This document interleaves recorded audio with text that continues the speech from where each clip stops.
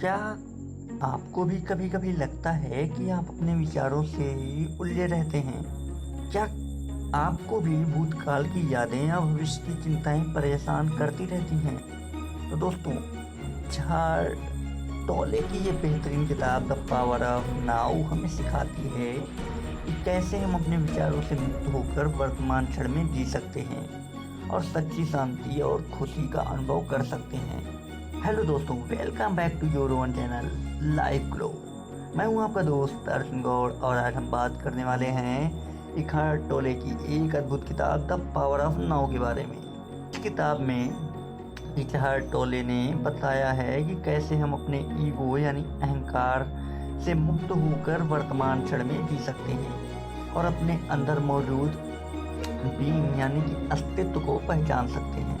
देखो दोस्तों, इकहार्ट टोले का कहना है कि हमारा ईगो हमारे विचारों और भावनाओं का एक झूठा पहचान है। ये हमें ये विश्वास दिलाता है कि हम अपने विचारों और भावनाओं से अलग नहीं हैं, लेकिन सच्चाई ये है कि हम अपने विचारों और भावनाओं से कहीं ज़्यादा अलग हैं। हम एक बीइंग हैं, एक शुद्ध चेतना है जो हम विचारों और भावनाओं का साक्षी है। मान लो तुम किसी बात को लेकर चिंतित हो, तुम्हारा ईगो तुम्हें ये विश्वास दिलाएगा कि तुम वही चिंता हो, लेकिन अगर तुम ध्यान से देखो तो तुम पाओगे कि तुम वो चिंता नहीं हो, बल्कि तुम वो हो जो उस चिंता को अनुभव कर रहा है।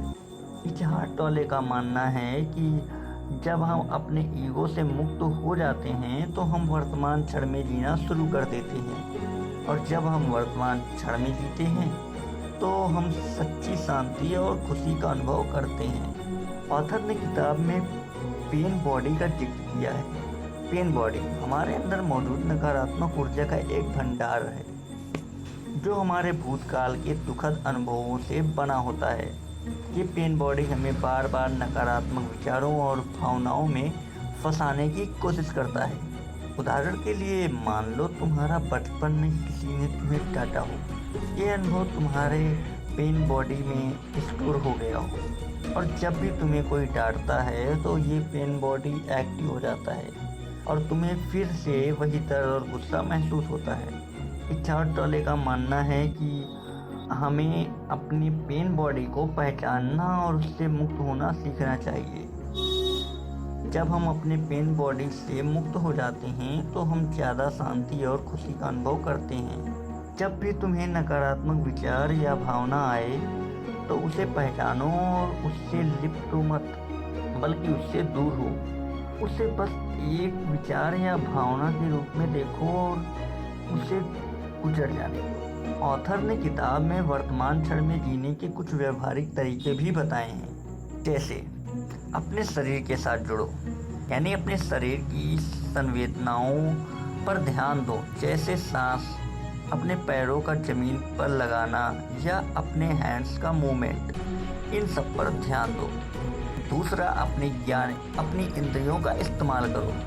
अपने आसपास की चीज़ों को सूंघो, ध्यान से देखो और छुओ, सुनो।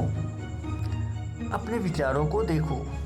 जब भी तुम्हें कोई विचार आए तो उसे बस एक विचार के रूप में देखो, उसे लिपटो मत और उसे अपना ना बनाओ। अपने काम को पूरी लगन से करो, चाहे तुम कोई भी काम कर रहे हो, उसे पूरी लगन और ध्यान से करो। प्रकृति के साथ समय बिताओ। प्रकृति में समय बिताने से हमें वर्तमान क्षण में आने में मदद मिलती है। अगर तुम टहलने जा रहे हो तो अपने पैरों का जमीन पर लगाना महसूस करो। पेड़ों और पौधों को देखो, पक्षियों की आवाज़ सुनो और हवा को अपने चेहरे पर महसूस करो। तो दोस्तों, अगर आप भी अपने विचारों से मुक्त होकर वर्तमान क्षण में जीना चाहते हैं और सच्ची शांति और खुशी का अनुभव करना चाहते हैं तो आपको the power of now book जरूर पढ़नी चाहिए। ये बुक आपको एक नया नज़रिया देगी आपकी ज़िंदगी बदलने के लिए। आपको अपनी ज़िंदगी जीने के लिए ये नया नज़रिया आपकी ज़िंदगी जरूर बदल सकती है। द पावर ऑफ नाउ हमें सिखाती है कि सच्ची शांति और खुशी वर्तमान क्षण में मौजूद है। अगर हम अपने ईगो और अपने पेन बॉडी से मुक्त हो जाए और वर्तमान क्षण पे जीना सीख जाएं तो हम अपनी ज़िंदगी को पूरी तरह से बदल सकते हैं। उम्मीद करता हूँ आपको ये वीडियो पसंद आया होगा, और अगर आपको ये वीडियो पसंद आया है तो इसे लाइक और शेयर करना बिल्कुल भी ना भूलिएगा, और हमारे चैनल लाइव ग्लो को ज़रूर सब्सक्राइब कीजिएगा, क्योंकि हम ऐसे ही इंटरेस्टिंग बुक समरीज आपके लिए लाते रहते हैं जो आपकी लाइफ को ग्लो करने में मदद करता है। तो मिलते हैं अगले वीडियो में, तब तक के लिए धन्यवाद। जय हिंद, जय भारत। हंसते रहिए, मुस्कुराते रहिए और करते रहिए लाइफ को ग्लो।